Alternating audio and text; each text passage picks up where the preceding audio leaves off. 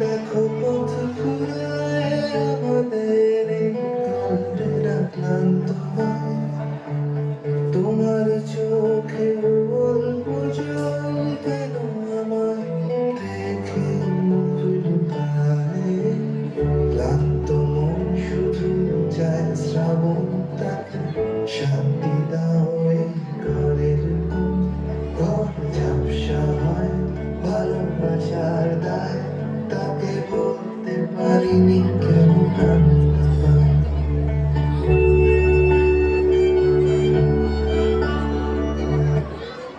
আমার ঠাকুমা বলতো মেয়ের নাম ফেলি, জমে নিলেও গেলি আর পরে নিলেও গেলি।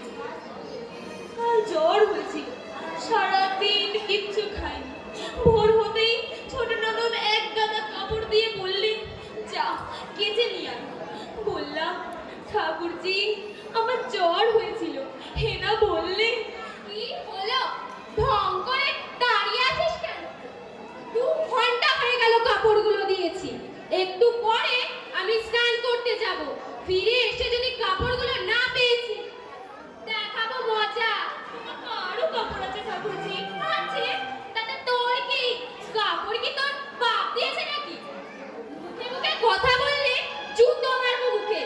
ছোট লোকের মেয়ে, যত কিছু বলি না মাথায় চড়ে বসবে। ইতরের বংশ, ছোট লোক কারো গায়ে লেখা থাকে না, ব্যবহারেই প্রকাশ পায় কে ছোট লোক আর কে ভদ্রলোক। কি বললি হারামজাদে? তোমাকে আমি বলিনি। কাকে বলেছি? কাকে বললি তুই কথাটা? ভেবেছিস আমরা ঘাসে মুখ দিয়ে চলি? ইঙ্গিতের কথা বুঝবো না? দাদাটা হচ্ছে একটা মেয়েরা। আমি যদি তার স্বামী হতাম গলায় পা তুলে দিতাম। এই তো পারো। দেবো, তাই দেবো একদিন। নষ্টামি করে দাদাকে ভজিয়েছে। সে আবার বড় বড় কথা। কি না আমার জ্বর হয়েছে। জ্বর না হাতি? ওসব ঢং আমাদের শেখাতে হবে না। ওপার অনেক আগেই আমরা শেষ করেছি। হ্যাঁ, এসব বিষয়ে তুমি খুবই অভিজ্ঞ। জুতো মারবো মুখে। এত চেঁচাচ্ছিস কেন? চেঁচাবো না? এই ছোট লোক কি বলছে জানো? কি বলছে? বলছে আমাদের বংশ নাকি ছোট লোকের বংশ। ও কথা আমি বলিনি। কি? আমি মিথ্যেবাদী? দে, শেষ করে দে, একেবারে শেষ করে দে। হারামজাদি জমের বাচ্চা, ছোট মুখে বড় বড় কথা।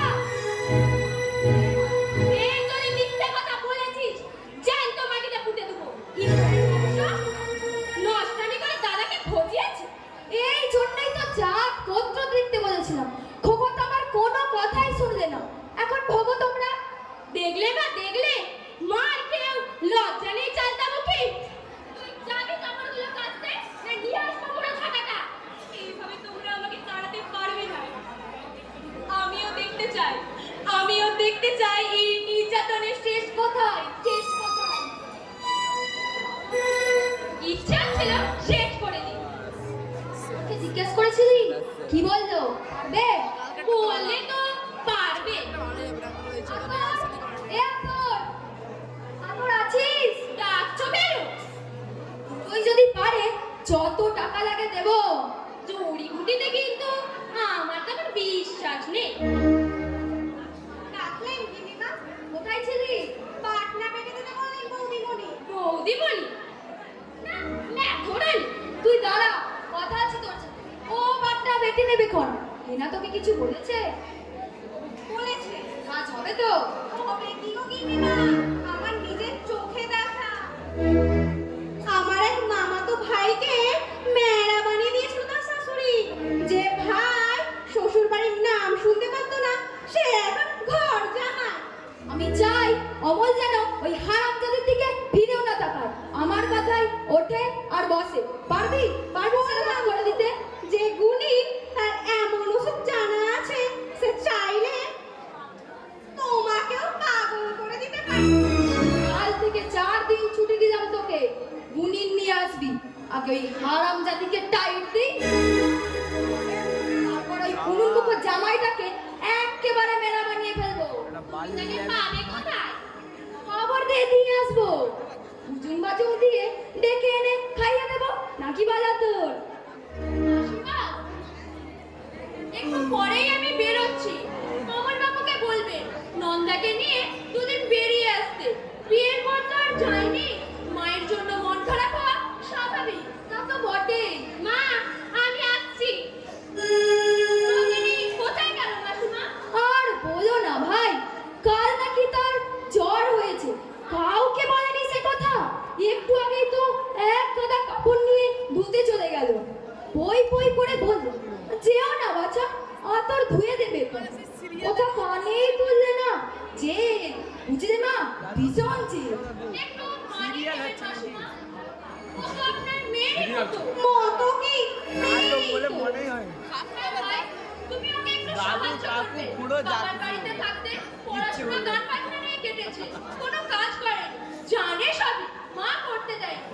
নিজের চোখেই তো দেখছো বাছা, মাছ নুন দিয়ে পুড়িয়ে রেখেছে, কার সাধ্যে মুখে তুলে। কর্তা তো মাটির মানুষ, জল ঢেলে খেয়ে নিলে। খোকা তো ভাত মুখেই তুললে না, রাগ করে উঠে চলে গেল। আমি যখন খেলাম তখন তো ঠিকই ছিল মাসিমা। লীনাও খেয়েছে। আমার মনে হয় অন্য কেউ বেশি করে নুন ঢেলে দিয়েছে। না, অন্য কে দেবে বাছা? অন্যের মধ্যে তো আমি আর হেনা। আমি আপনাদেরকে বলিনি, অন্য কোনো ছিচাকর। মুখ সামলে, ঝিয়ের মধ্যে আমি বদমাইশি করে মাছে নুন দিয়ে দিয়েছি। আমি তোমাকে বলিনি। বাকিও কিছু রাখোনি, আমরা ঘাসের মুখ দিয়ে চলি না। চিংড়িমার বাড়িতে ছোটবেলা থেকে আছি, তাই বলুক দেখি কোন জিনিসটা হাতুড়ি এদিক থেকে ওদিকে পড়েছে। 10 মিনিট মানে 10। হ্যাঁ রে, 3 দিন হয়ে গেল। কাল কলেজ খুলবে। আবার আসি। আসবো, তোরাও যাস। অমল বাবুকে বলে গেলাম যতটা সম্ভব মানিয়ে নেওয়ার চেষ্টা করিস। শাশুড়ি মায়ের মতো, ননদ ছোট বোনের মতো। যা, আমার ব্যাগটা নিয়ে আয়। দেরি করলে বাসটা ফেল করবো। না না, আমি ব্যাগটা এনে দিচ্ছি। জানো বাছা, আমার মতো শাশুড়ি বহু জন্মের তপস্যার বলে পেয়েছে। আর ননদ আমার বড় মেয়ের মতো শান্ত শিষ্ট মেয়ে লাখে একটা পাবে না। সাত চড়ে মেয়ের মুখে রা নেই। তুমি যদি ওকে দুপায়ে পিষেও যাও, কোনো কথা বলবে না। মা, আমার পায়ে তোরা দুটো কি হলো? আমার শোবার ঘরে টেবিলে ছিল। জিজ্ঞেস করে দেখ বউকে, তুলে রাখবে হয়তো। আতর তুই দিস না তো? ও মা, তোমার জিনিস আমি রাখতে যাবো কেন? কি গো বাচ্চা, হেনার তোরা দুটো দেখেছো? দেখনি তো, ঘুমে গেলে নাকি কপুরের মতো? আতর দেখেনি, তুমি দেখনি, মা দেখেনি, লীনা জানে না। গেল কোথায় তাহলে জিনিসটা? কোথায় রেখেছো দেখো। আমার শোবার ঘরে টেবিলে ছিল। তোরা দুটো তো আর বাঁকা গোছাই যে উড়ে চলে যাবে। নিশ্চয়ই কেউ চুরি করেছে। এখনো বলছি, আমার জিনিস ভালোভাবে যথাস্থানে রেখে দেওয়া হোক, নইলে আমি কিন্তু অনন্ত বাজাবো বলে রাখলাম। আমাকে যদি সন্দেহ হয়, তুমি আমার ঘর সার্চ করে নাও। তুই নিসনি, তোর ওরকম প্রবৃত্তি হবে না। তোকে আমি ছোট থেকে নিয়েছি। নিয়েছে পাক্কা চোর। তুমি কি আমাকে সন্দেহ করছো? তুই চাই একজন ছোট লোক ইঁদুরের বংশ।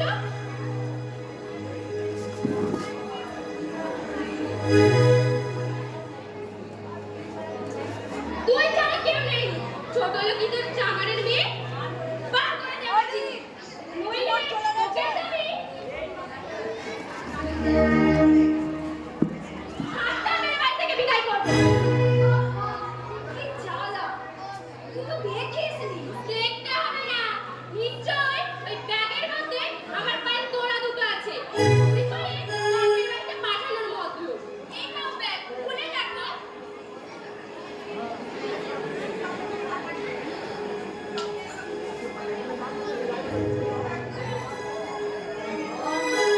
বল, বল হারামজাদি। কোত্থেকে এলো জিনিসগুলো? তুই যদি নিসনি, জিনিসগুলো এলো কোথা থেকে? বল। আমি জানি না। জানিস না জানতে কি?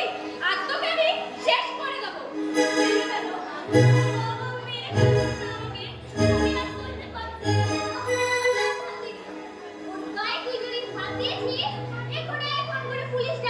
জুতো মারবো মুখে লক্ষ্মী চালি বাদরি জুতো আর পায়ে আছে দেখ মেরে কবে রে শয়তানি কবে রে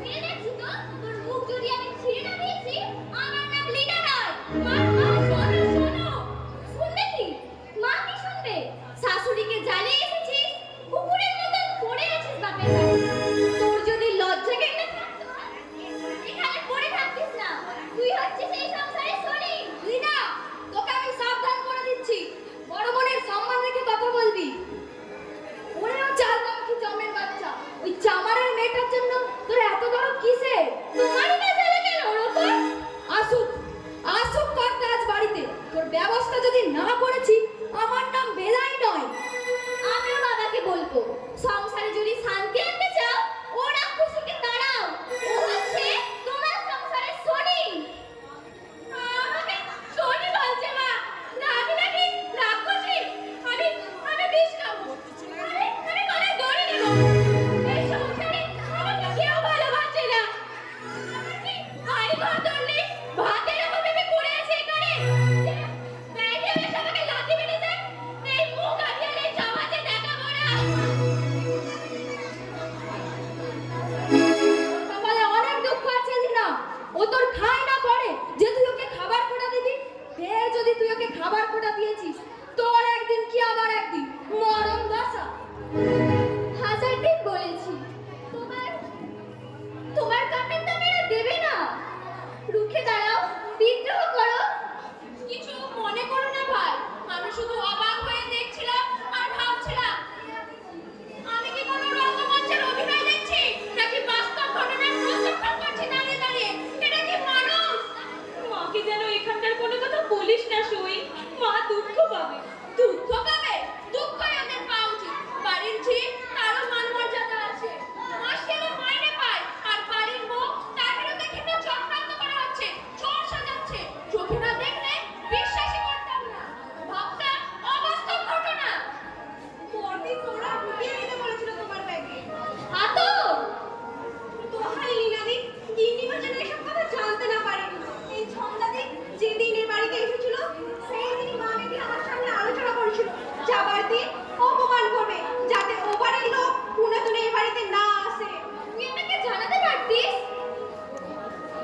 গরিব মানুষের সতেক জ্বালা দিদি চাকরিটা যদি চলে যায় উপোস করে মরতে হবে পেট বড় দুশ্মন উনি নামতে বলেছে দাদা বাবুকে মেরা বানিয়ে দিতে বলেছে হিনাদির ঘরকে বশ করে দিতে বলেছে করবিটা ঠিক পাগল হয়েছ কিছু টাকা ছাড়বো আর তাইরে নাইরে করে সময় কাটিয়ে একদিন বলবো যে বুড়ি মারা গেছে মিথ্যে কথা বলে পাপ হবে না কারণ আমি তো জানি এসব করা ভালো নয়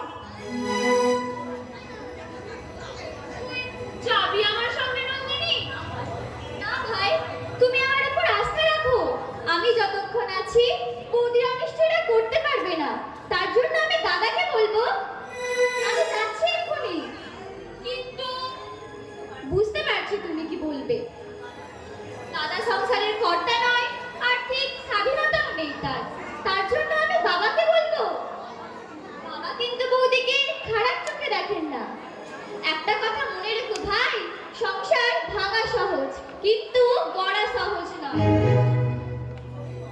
ওরে মনটা সত্যিই ভালো রে ওনা থাকলে আজ আমি জিতেই যেতাম ঠিক একই অনেকক্ষণের কথা আমার বুকে চলছে অনির্বাণ রাবণের চিতা দিনে দিনে বুকটার মৃত্যু হচ্ছে বাইরে থেকে সে আগুন দেখা যাচ্ছে না বুকটার তীরে তোকে যদি আমি দেখাতে পারতাম এইভাবে কাঁদিস না চল আমাকে সদর পর্যন্ত পৌঁছে দিবি তোর ছোট মাসি ভরসা দিয়েছে তিনি চেষ্টা করলে চাকরি তোর হবে এই অন্ধকার থাকবে না আশার আলো একদিন দেখতে পাবি আমার অসুস্থ বাবাকে এখানকার কোনো কথা বলিস না সই বাবা যদি জিজ্ঞাসা করে আমার নন্দামা কেমন আছে বলে দিস তোমার নন্দামা অনেক ভালো আছে অনেক সুখে আছে আপনি একবার গিয়ে দেখে আসবেন অনেক সুখে আছে তুই এইভাবে কাঁদিস না সই বুকটা আমার ফেটে যাচ্ছে বিয়ের আগে তুই আর আমি কত আলোচনা করতাম খবরের কাগজে মধুরীর চাদর দেখে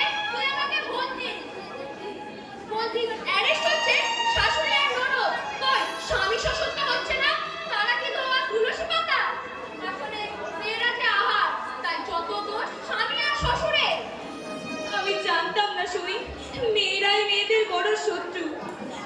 বাস্তবের সঙ্গে কল্পনার যে এত প্রভেদ তা আমার জানা ছিল না। দেনা পাওনার জন্য মা প্রতিদিন এমন বিধিয়ে বিধিয়ে কথা বলে মরে যেতে ইচ্ছে হয়। ওরা যাই বলুক, ওদের কোনো কথায় সাই দিবি না। দুটো 4 মাস সহ্য কর, আমি এখান থেকে গিয়ে তোর ছোট মাসিকে সমস্ত ঘটনা জানিয়ে চিঠি লিখব, যাতে কাজটা তাড়াতাড়ি হয়। তার ব্যবস্থা করতে বলবো।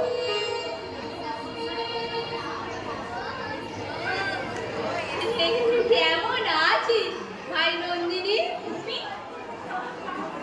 তুমি হঠাৎ এখানে? বললো যা, না বললে নয় তাই বলছি। 5 মাইল দূরে আমার ছোট বোনের ঘর, সেখানে এসেছিলাম। না বললে নয় তাই বলছি। বোনের বাড়ি যখন এলাম, যাই একটু নন্দিনী শ্বশুর বাড়িটা করে। তা তুই কবে এলি ভাই সন্ধ্যা? গত পরশু। ও মা, এতদিন কোনো বন্ধুর বাড়িতে থাকা উচিত না। না বললে নয় তাই বলছি। সে যাই হোক, তোকে তো সুখী বলে মনে হচ্ছে না। মরণে একটা কে বলেছে আমি অসুখী? এত বড় বাড়ির বউ আমি। তা তো বটে, লাই বাড়ি মহৎ পেশাদের মতো। না বললে নাই তাই বলছি। তোমার শাশুড়ি কোথায় ভাই? কি করে আসো? যা, দেখা করে আসো। হ্যাঁ ভাই, তাই যাই। না বললে না তাই বলছি। লোক বোধহয় ভালো না। ভালো লোক হলে এই হালে রাখে বউকে। ভালো একটা শাড়ি নেই, ঘর নেই, একখানা গয়না নেই গায়ে, যেন মজুরান। না বললে নাই তাই বলছি। মারো ছেড়টা, আমার শাশুড়ির মাথায়। সাবধান নন্দা, ওই শয়তানের কাছে কোনো কথা বলবি না। ও কিন্তু সাপের মুখেও চুমু খায়, ব্যাঙের মুখেও চুমু খায়। কোনো কথায় সাই দিবি না। সেই কথা আমি জানি। বিধাতার অবশিষ্টি সেই জগদম। তুই তুই কাল যাস ভাই, তোকে ছেড়ে দিতে ইচ্ছে করছে না। তুই থাকলে মনে হয় যেন আমার মায়ের কাছে আছি। সবই বুঝি রে, বাবার বাড়ির কাকটা আপন মনে হবে। 2-4 বছর যাক, সব ভুলে যাবে। মায়ের কথা আর মনে পড়বে না। এটাই সংসারের নিয়ম। আসলে মেয়ে যাত্রাই হচ্ছে পরগাছার মতো। যখন যেটা অবলম্বন হয়, সেটা ধরেই বাঁচবার চেষ্টা করে। আর সই চোখের জলটা মুছে দেয়। থাকতে আমি চাই না শুই, তবু কেন জানি না আমার অবুঝ চোখ দুটো দুঃখের জলে ভরে যায়। অন্তরের অন্তঃস্থল থেকে বেরিয়ে আসে কান্নার সমুদ্র। শ্মশানের চিতেই না যাওয়া পর্যন্ত এই কান্না আমার থামবে না। একটা কথাও বলবি না। এমনি করলে চিঠিপত্র দেবো না। আয়, সন্ধ্যাবেলা খুললে আবার সব বলছে আয় বলছি। এইটা আবার সেই উপরে দিয়ে খারাপ হয়ে গেছে।